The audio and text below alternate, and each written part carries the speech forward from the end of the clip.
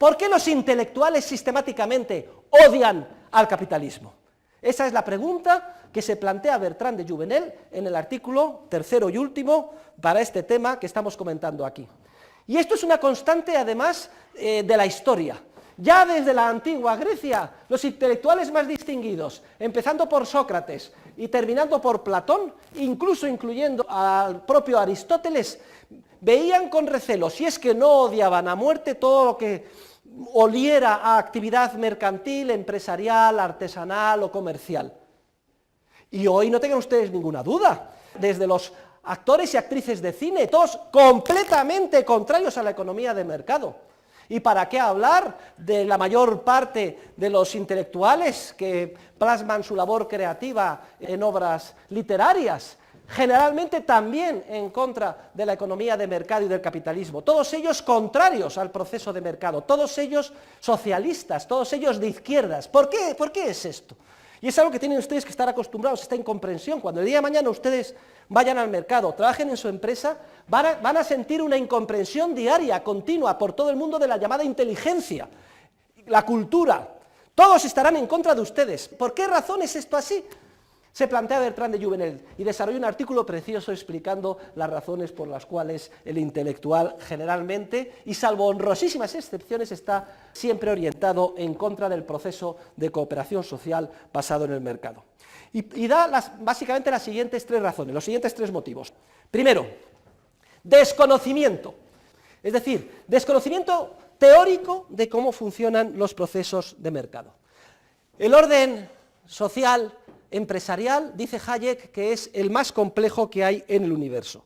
A nosotros nos lleva 70 sesiones, siquiera sea empezar a profundizar nada más la punta del iceberg desde el punto de vista analítico. Un esfuerzo diario por mantenernos al día en las lecturas, página tras página, para empezar a ver la luz. Pues bien, este trabajo deliberado de análisis para comprender cómo funciona el proceso espontáneo del mercado, que solo puede proporcionar la teoría económica, por desgracia, brilla por su ausencia en la mente de la mayor parte de los intelectuales. Los intelectuales se dan muchísima importancia. Los intelectuales piensan que han estudiado mucho, pero la mayor parte de ellos son unos completos ignorantes en lo que se refiere a la ciencia económica. Y esa es la primera razón que apunta Bertrand de Jouvenel. La segunda razón que mencionas se refiere a la soberbia del falso racionalista, a la soberbia del intelectual. El intelectual piensa que sabe mucho más que el resto de sus conciudadanos, porque ha estudiado muchas carreras, o es una persona muy refinada que ha leído muchos libros, porque va a muchas tertulias, porque se presenta a premios, es la persona más inteligente, se cree el más listo, y cae en el pecado fatal de arrogancia o soberbia con gran facilidad, hasta el punto de que piensa que está más legitimado que nosotros mismos para decidir qué es lo que tenemos que hacer.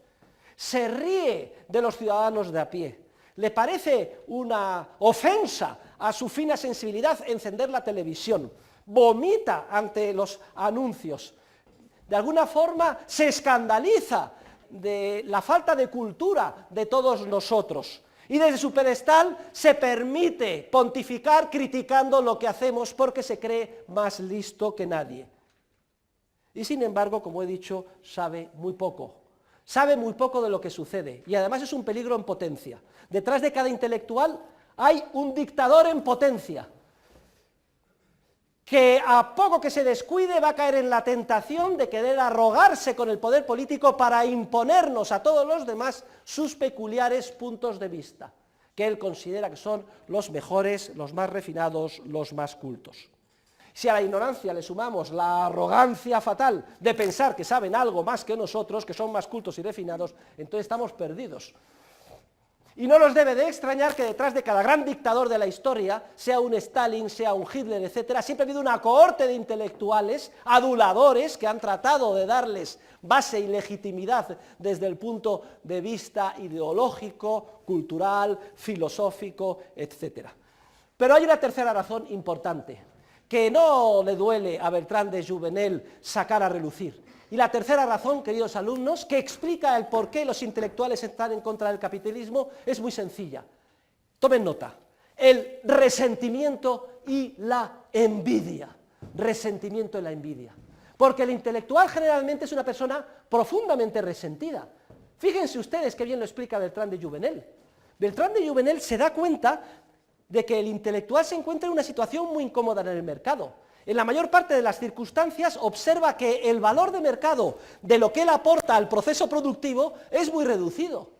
O sea que yo he estado estudiando durante tantos años, lo he pasado muy mal, he emigrado a París y resulta que hago estos cuadros que son un mamarracho y no los compra nadie, soy un resentido. Algo podrido está en la sociedad capitalista cuando no valora como debe lo que yo hago, mis supuestos poemas, mis refinados artículos o mis novelas. Y en todo caso, aunque tenga suerte, aunque me ponga de moda, aunque me convierta en un Saramago, nunca lo es lo suficiente, nunca se me paga lo suficiente, teniendo en cuenta todo lo que yo hago como intelectual, sobre todo en comparación con la basura que me rodea. Y luego lo que no puedo resistir como intelectual es que a lo mejor un súper ignorante, un burdo, un inculto empresario gane 10 o 100 veces más que yo, simplemente porque está vendiendo cualquier cosa absurda, como por ejemplo pollos, o botas, o bañadores en el mercado a las masas, y se está forrando. Esa es una sociedad injusta, dice el intelectual. A los intelectuales no se nos paga lo que valemos, y sin embargo, a cualquier chiquilicuatre gana 100 o 200 o 1000 veces más que yo, simplemente porque se dedica a producir algo que las masas incultas demandan. Resentimiento y envidia. Y somos humanos, queridos alumnos. Si al resentimiento de la envidia, que tenemos que entender en estos términos, le añadimos la soberbia y a eso la ignorancia, no nos debe de extrañar que la cohorte de hombres y mujeres del cine, de la literatura, etcétera, y siempre dejamos a salvo las excepciones que pueda haber, siempre actúen de manera sesgada en contra del proceso empresarial del mercado al que nos vamos a incorporar nosotros. Sean profundamente anticapitalistas, siempre se presenten como los adalides del socialismo, de la progresía, de la redistribución.